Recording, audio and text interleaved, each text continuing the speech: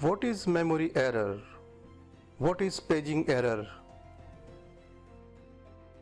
A paging file is an area on the hard disk that Windows uses as if it were RAM.